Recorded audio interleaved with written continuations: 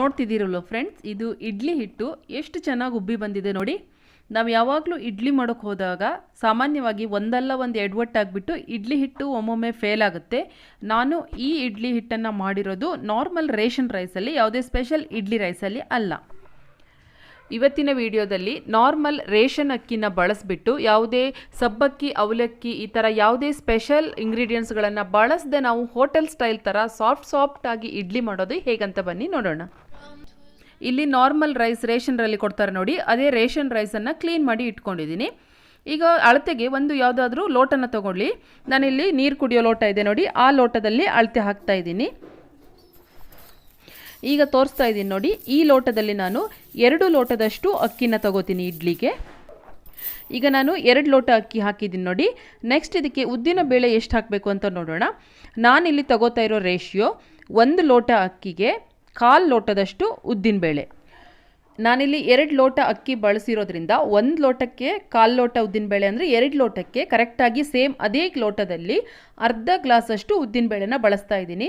ಸಾಕಾಗುತ್ತೆ, ನೀವು ಅರ್ಧ ಗ್ಲಾಸ್ಗಿಂತ ಜಾಸ್ತಿ ಹಾಕೋಕೆ ಹೋಗಬೇಡಿ. ಈ ರೇಷಿಯೋದಲ್ಲಿ ನೀವು ಇಡ್ಲಿ ಮಾಡಿದರೆ ಇಡ್ಲಿ ಫೇಲ್ ಆಗೋ ಚಾನ್ಸೇ ಇಲ್ಲ, ತುಂಬಾ ಸಾಫ್ಟಾಗಿ ಬರುತ್ತೆ. ನೋಡ್ಬೋದು ಇಲ್ಲಿ ಕರೆಕ್ಟಾಗಿ ಅದೇ ಲೋಟದಲ್ಲಿ 2 ಲೋಟ ಅಕ್ಕಿಗೆ ಅರ್ಧ ಲೋಟದಷ್ಟು ಉದ್ದಿನಬೇಳೆನ ಹಾಕ್ತಾ ಇದ್ದೀನಿ. ನೆಕ್ಸ್ಟ್ ನಾನು ಇದಕ್ಕೆ ಅವಲಕ್ಕಿ, ಸಬ್ಬಕ್ಕಿ ಏನು ಸೇರಿಸ್ತಾ ಇಲ್ಲ, ಮಾಡಿಟ್ಕೊಂಡಿರುವ ಅನ್ನ ಸೇರಿಸ್ತಾ ಇದ್ದೀನಿ.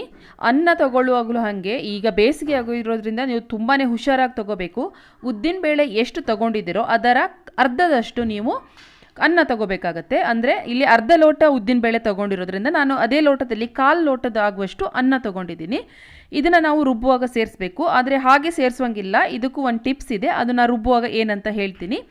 ಈಗ ನಾವು ಅಕ್ಕಿ ಮತ್ತು ಉದ್ದಿನಬೇಳೆನೆಲ್ಲ ಕ್ಲೀನಾಗಿ ತೊಳ್ಕೊಬೇಕು. ನೆನೆಸುವಾಗಲೇ ನಾವು ತೊಳ್ಕೊಂಡಿರಬೇಕು. ನೀರು ಟ್ರಾನ್ಸ್ಪರೆಂಟ್ ಆಗುತ್ತೆ ನೋಡಿ, ಅಲ್ಲಿ ತನಕ ಉಜ್ಜಿ ಈ ಥರ ಕೈಯಿಂದ ಒಂದು 3 ರಿಂದ 4 ಸರಿ ಆದರೂ ತೊಳೆದ್ಬಿಟ್ಟು ನೆನೆಸಿಡಬೇಕು. ಚಳಿಗಾಲದಲ್ಲಿ ನೀವು ಇದನ್ನು ಒಂದು 7 ರಿಂದ 8 ಗಂಟೆ ಆದರೂ ನೆನೆಸಬೇಕು. ಆದರೆ ಇವಾಗ ಸಮ್ಮರ್ ಸೀಸನ್ ಆಗಿರೋದ್ರಿಂದ 5 ರಿಂದ 6 ಗಂಟೆ ನೆನೆಸಿದರೆ ಸಾಕಾಗುತ್ತೆ. ನಾನಿವಾಗ 2 ಕ್ಲೀನಾಗಿ ವಾಶ್ ಮಾಡಿ ನೆನೆ ಹಾಕಿದ್ದೀನಿ. ಈಗ ಇಲ್ಲಿ ಉದ್ದು ಮತ್ತು ಅಕ್ಕಿ ಚೆನ್ನಾಗಿ ನೆಂದಿದೆ. ಈಗ ನೀವು ಈ ನೀರನ್ನು ರುಬ್ಬೋಕ್ಕೆ ಬಳಸಬಾರ್ದು. ಇದೇ ನೀರಲ್ಲಿ ಒಂದು ಸಾರಿ ವಾಶ್ ಮಾಡಿಬಿಟ್ಟು ನೀವು ಅಕ್ಕಿ ಮತ್ತು ಉದ್ದಿನಬೇಳೆ ರುಬ್ಬಬೇಕಾಗುತ್ತೆ. ಯಾಕಂದರೆ ಬೇಸಿಗೆ ಆಗಿರೋದ್ರಿಂದ ಈಗ ಹಿಟ್ಟು ತುಂಬಾ ಬೇಗ ಹುಳಿ ಬಂದಿರುತ್ತೆ. ಹಾಗಾಗಿ ಈಗಲೂ ಕೂಡ ನೀವು ಗ್ರೈಂಡರ್ಗೆ ಅಥವಾ ಮಿಕ್ಸಿಗೆ ಹಾಕೋ ಮೊದಲು ಒಂದು ಸಾರಿ ವಾಶ್ ಮಾಡ್ಕೊಳ್ಳಿ. ನೆಕ್ಸ್ಟ್ ನಾನು ಅನ್ನ ತೋರಿಸಿದ್ನಲ್ವ ನಿಮಗೆ, ಆ ಅನ್ನನೂ ಕೂಡ ಹಾಗೆ ಉದ್ದಿನಬೇಳೆ ಜೊತೆ ಹಾಕ್ಕೊಂಡು ರುಬ್ಬಬೇಕು. ಆದರೆ ಅದನ್ನು ಕೂಡ ಹಾಗೆ ರುಬ್ಬಬೇಡಿ, ಆ ಅನ್ನನೂ ಕೂಡ ವಾಶ್ ಮಾಡಿಬಿಟ್ಟು ನೀವು ರುಬ್ಬೋಕ್ಕೆ ಹಾಕಬೇಕು. ಅದರಲ್ಲಿರುವ ಸ್ಟಾರ್ಚ್ ಅಂಶ ಪೂರ್ತಿಯಾಗಿ ಹೋಗಬೇಕು. ಆಗ ಹಿಟ್ಟು ನಾವು ನೆಕ್ಸ್ಟ್ 2 ದಿನ ಬಿಟ್ಟು ಉಪಯೋಗಿಸಿದಾಗಲೂ ಕೂಡ ಫ್ರೆಶ್ ಆಗೇ ಇರುತ್ತೆ. ನಾನು ಗ್ರೈಂಡರನ್ನು ಯೂಸ್ ಮಾಡ್ತಾ ಇದ್ದೀನಿ. ನೀವು ಸೇಮ್ ಮಿಕ್ಸಿಲೂ ಕೂಡ ರುಬ್ಕೋಬೋದು. ಮೊದಲು ಈ ಅನ್ನ ಮತ್ತು ಉದ್ದಿನಬೇಳೆನ ಹಾಕ್ಕೊಂಡು ರುಬ್ಕೋಬೇಕು. ನೀವು ರುಬ್ಬುವಾಗ ಇದಕ್ಕೆ ಒಂದೇ ಸರಿ ತುಂಬ ನೀರನ್ನು ಸೇರಿಸಬಾರ್ದು.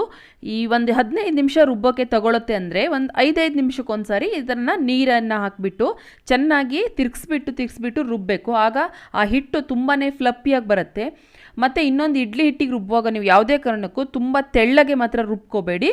ಹಾಗಾಗಿ ಸ್ವಲ್ಪ ಹಿಟ್ಟು ರುಬ್ಬುವಾಗಲೇ ನೀರನ್ನು ನೋಡ್ಕೊಂಡು ಸೇರಿಸಿ. ಉದ್ದಿನಬೇಳೆ ತುಂಬಾ ಫ್ಲಪ್ಪಿಯಾಗಿ ಫೈನ್ ಪೇಸ್ಟ್ ಆಗಬೇಕು. ನೀವು ಸ್ವಲ್ಪ ನೀರನ್ನು ಸೇರಿಸಿದ್ರಷ್ಟೇ ರುಬ್ಬುವಾಗ ಈ ಥರ ಫ್ಲಪ್ಪಿಯಾಗಿ ಬರುತ್ತೆ. ಒಂದೇ ಸರಿ ನೀರನ್ನು ಸೇರಿಸಿದ್ರೆ ಅದೊಂಥರ ಫ್ಲಪ್ಪಿ ಆಗಲ್ಲ.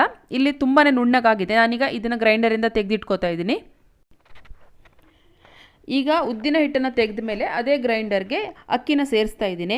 ಅಕ್ಕಿನಂತೂ ನೀವು ಈ ಗ್ರೈಂಡರಲ್ಲಿ ರುಬ್ತೀನಿ ಅಂದರೆ ಒಂದು 5 ನಿಮಿಷನೂ ತಗೊಳ್ಳಲ್ಲ. ತುಂಬ ನುಣ್ಣಗೆ ರುಬ್ಬಾರ್ದು. ಈ ರೇಷನ್ ಅಕ್ಕಿನ ನೀವು ತುಂಬ ನುಣ್ಣಗೆ ರುಬ್ಬಿದರೆ ಇಡ್ಲಿಯಲ್ಲಿ ಸ್ವಲ್ಪ ಅಂಟು ಥರ ಬರುತ್ತೆ. ಹಾಗಾಗಿ ನೀವು ಇದು ಮೀಡಿಯಮ್ ರವೆ ಇರುತ್ತೆ ನೋಡಿ, ಆ ರವೆ ಸೈಜ್ ಬಂದ ತಕ್ಷಣ ಇದನ್ನು ಗ್ರೈಂಡರ್ ಆಫ್ ಮಾಡಿ ತೆಕ್ಕೋಬೇಕಾಗತ್ತೆ. ಇಲ್ಲಿ ನಾನು ಉದ್ದಿನ ಹಿಟ್ಟು ಮತ್ತು ಅಕ್ಕಿ ಹಿಟ್ಟನ್ನು ಸಪ್ರೇಟಾಗಿ ತೆಗೆದಿಟ್ಕೊಂಡಿದ್ದೀನಿ. ಇದು ಉದ್ದಿನ ಹಿಟ್ಟು. ಇವಾಗ ನೀವು ನೋಡ್ಬೋದು, ನಾನು ಚಿಕ್ಕ ಗ್ಲಾಸಲ್ಲಿ ಅರ್ಧ ಗ್ಲಾಸಷ್ಟು ಹಾಕಿದ್ದೀನಿ, ಇಷ್ಟು ಹಿಟ್ಟಾಗಿದೆ. ಇಲ್ಲಿ ನೋಡ್ಬೋದು, ಇವಾಗ ಅಕ್ಕಿನ ನಾನು ಸಪ್ರೇಟಾಗಿ ಗಟ್ಟಿಯಾಗಿ ತೆಗೆದಿಟ್ಕೊಂಡಿದ್ದೀನಿ. ನಾವು ನಂತರ ನೀರು ಬೇಕಾದರೆ ಸೇರಿಸ್ಬೋದು. ಎಕ್ಸ್ಟ್ರಾ ನೀರನ್ನು ತೆಗೆದಿಟ್ಕೊಂಡಿದ್ದೀನಿ. ಈಗ ಅಕ್ಕಿ ನೀವು ಟೆಕ್ಸ್ಚರ್ ನೋಡ್ಬೋದು, ಇದು ಮೀಡಿಯಮ್ ರವೆ ಇದೆಯಲ್ಲ ಅದೇ ಸೈಜ್ಗಿದೆ. ಈಗ ನಾನು 2 ಹಿಟ್ಟನ್ನು ಮಿಕ್ಸ್ ಮಾಡ್ತಾ ಇದ್ದೀನಿ. ಇದನ್ನು ಕೈಯಲ್ಲೇ ಕರ್ಡ್ಬಿಟ್ಟು ಆ ತೆಗೆದಿಟ್ಕೊಂಡಿರುವ ನೀರಿದೆಯಲ್ವಾ, ಅವಶ್ಯಕತೆ ಇದ್ದರಷ್ಟೇ ಸೇರಿಸಬೇಕು. ಇದೊಂದು ಟಿಪ್ ಫಾಲೋ ಮಾಡಲೇಬೇಕು. ನೀವು ಇಡ್ಲಿ ಹಿಟ್ಟು ಎಷ್ಟೇ ಚೆನ್ನಾಗಿ ಸರಿಯಾದ ಪ್ರಮಾಣದಲ್ಲಿ ಹಾಕಿದರೂ ಕೂಡ ನೀವು ಹಿಟ್ಟಿನ ಕನ್ಸಿಸ್ಟೆನ್ಸಿ ಏನಾದರೂ ತೆಳ್ಳಗೆ ಇಟ್ಬಿಟ್ರೆ ಇಡ್ಲಿ ಚೆನ್ನಾಗಿ ಬರಲ್ಲ. ಹಿಟ್ಟೇನಾದರೂ ತೆಳುವಾಗಿದ್ದರೆ ಇಡ್ಲಿ ಉಬ್ಕೊಂಡು ಬರಲ್ಲ, ಅಲ್ಲೇ ಸ್ವಲ್ಪ ಫ್ಲ್ಯಾಟ್ ಇಡ್ಲಿ ಥರ ಆಗುತ್ತೆ. ನೋಡಿ ನಾನಿವಾಗ ಇಷ್ಟು ನೀರನ್ನು ಮಾತ್ರ ಉಪಯೋಗಿಸ್ತಾ ಇದ್ದೀನಿ. ಅದರಲ್ಲಿ ನೀವು ಕೈಯಲ್ಲೇ ಚೆನ್ನಾಗಿ ಒಂದು 5 ನಿಮಿಷಗಳ ಚೆನ್ನಾಗಿ ಮಿಕ್ಸ್ ಮಾಡಬೇಕು. ಈಗ ನೀವು ಕನ್ಸಿಸ್ಟೆನ್ಸಿ ನೋಡ್ತಾ ಇರ್ಬೋದು, ಇಡ್ಲಿ ಹಿಟ್ಟು ಇಷ್ಟು ಗಟ್ಟಿಯಾಗಿರಬೇಕು. ಅಂದರೆ ನಾವು ಈ ಥರ ಹೀಗೆ ಮೇಲ್ಗಡೆಯಿಂದ ಹಿಟ್ಟನ್ನು ಬಿಟ್ಟಾದವಾಗ ಹರಡ್ಕೋಬಾರ್ದು, ಹಿಟ್ಟು ಒಂದ್ರ ಮೇಲೆ ಒಂದು ಪದರವಾಗಿ ಬೀಳಬೇಕು ಈ ಥರ. ಆಗ ಇಡ್ಲಿಯ ಕನ್ಸಿಸ್ಟೆನ್ಸಿ ಕರೆಕ್ಟಾಗಿದೆ ಅಂತ ಅರ್ಥ. ಹಾಗೆ ಈ ಥರ ಮಾಡೋದ್ರಿಂದ ಹಿಟ್ಟು ಚೆನ್ನಾಗಿ ಉಬ್ಕೊಂಡು ಬರುತ್ತೆ ಕೂಡ. ಈಗ ಇದನ್ನು ಮುಚ್ಚಿಬಿಟ್ಟು ಹುಳಿ ಬರೋಕ್ಕಿಡೋಣ. ಈಗ ನೋಡ್ಬೋದು ಇಲ್ಲಿ ನೀವು ಹಿಟ್ಟು ಅರ್ಧ ಪಾತ್ರೆಯಷ್ಟಿದೆ.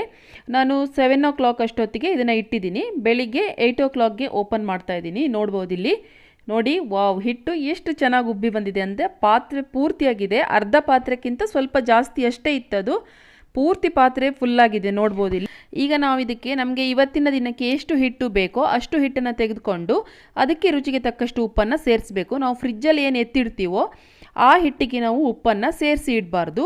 ಉಪ್ಪನ್ನು ಸೇರಿಸದೆ ಹಾಗೆ ಇಡೋದ್ರಿಂದ ಆ ಹಿಟ್ಟು ತುಂಬಾ ಫ್ರೆಶ್ ಆಗಿರುತ್ತೆ. ಹಿಟ್ಟನ್ನು ಒಂದು ಸಾರಿ ಸರಿಯಾಗಿ ಮಿಕ್ಸ್ ಮಾಡ್ಕೊಂಡ್ಬಿಟ್ಟು ಬೇಕಾಗಿರುವಷ್ಟು ಹಿಟ್ಟನ್ನು ಸಪ್ರೇಟಾಗಿ ತೆಗೆದಿಟ್ಕೊಂಡಿದ್ದೀನಿ ಇಲ್ಲಿ. ಈಗ ಅದಕ್ಕೆ ನಾನು ರುಚಿಗೆ ತಕ್ಕಷ್ಟು ಉಪ್ಪನ್ನು ಸೇರಿಸಿದ್ದೀನಿ. ಇಡ್ಲಿ ಪಾತ್ರೆಯಲ್ಲೇ ನೀರನ್ನು ಬಿಸಿಗೆ ಇಟ್ಕೊಂಡ್ಬಿಟ್ಟು ಈ ಇಡ್ಲಿ ಪ್ಲೇಟ್ಗಳಿಗೆ ಸ್ವಲ್ಪ ತುಪ್ಪನ ಸವರ್ಕೊಂಡಿದ್ದೀನಿ.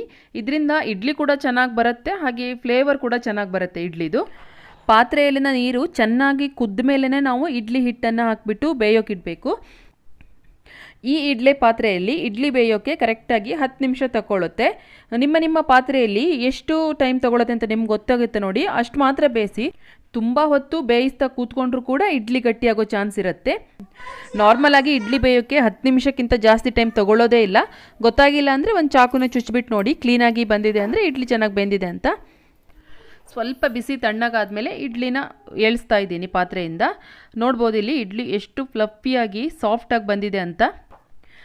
ನೀವು ಇಡ್ಲಿನ ಕೈಯಲ್ಲಿ ಮುರಿಯೋದೇ ಬೇಡ, ಹಾಗೆ ಬಿಸಿ ಇಡ್ಲಿನ ಸ್ವಲ್ಪ ನೀವು ಶೇಕ್ ಮಾಡಿದರೆ ಸಾಕು, ಅದು ತನ್ನಷ್ಟಕ್ಕೆ ತಾನೇ ಕಟ್ಟಾಗಿಬಿಟ್ಟು ಕೆಳಗಡೆ ಬೀಳುತ್ತೆ, ಅಷ್ಟು ಸಾಫ್ಟಾಗಿದೆ.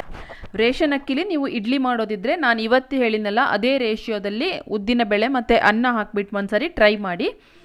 ನೀವು ಇದನ್ನು ನಿಮಗೆ ಇಷ್ಟವಾದ ಚಟ್ನಿ ಅಥವಾ ಸಾಂಬಾರ್ ಜೊತೆ ಸವಿಬಹುದು. ಟ್ರೈ ಮಾಡಿಬಿಟ್ಟು ಹೇಗೆ ಬಂತು ಅಂತ ಕಮೆಂಟ್ಸ್ನಲ್ಲಿ ನಿಮ್ಮ ಅನಿಸಿಕೆಗಳನ್ನು ತಿಳಿಸಿ. ಹಾಗೆ ವಿಡಿಯೋ ಇಷ್ಟ ಆಗಿದ್ದಲ್ಲಿ ಲೈಕ್ ಮಾಡಿ ಹೋಗೋದನ್ನು ಮರಿಬೇಡಿ. ಯಾರೆಲ್ಲ ಚಾನಲ್ಗೆ ಸಬ್ಸ್ಕ್ರೈಬ್ ಮಾಡ್ಕೊಳ್ಳೋದೇ ನೋಡ್ತಾ ಇದ್ದೀರೋ, ಹೆಚ್ಚಿನ ವಿಡಿಯೋಗಳಿಗಾಗಿ ಚಾನಲ್ ಕೆಳಗಡೆ ಒಂದು ಸಬ್ಸ್ಕ್ರೈಬ್ ಬಟನ್ ಇರುತ್ತೆ, ಅದನ್ನ ಒತ್ತಿ ಸಬ್ಸ್ಕ್ರೈಬ್ ಆಗಿ. ಹಾಗೆ ಪಕ್ಕದಲ್ಲಿರುವ ಬೆಲ್ ಐಕಾನ್ ಕೂಡ ಪ್ರೆಸ್ ಮಾಡಿ, ಇದರಿಂದ ನಾನು ಯಾವುದೇ ವಿಡಿಯೋ ಹಾಕಿದರೂ ನಿಮಗೆ ನೋಟಿಫಿಕೇಶನ್ ಸಿಗುತ್ತೆ. ಸಿಗ್ತೀನಿ ನೆಕ್ಸ್ಟ್ ವಿಡಿಯೋದಲ್ಲಿ. Thank you.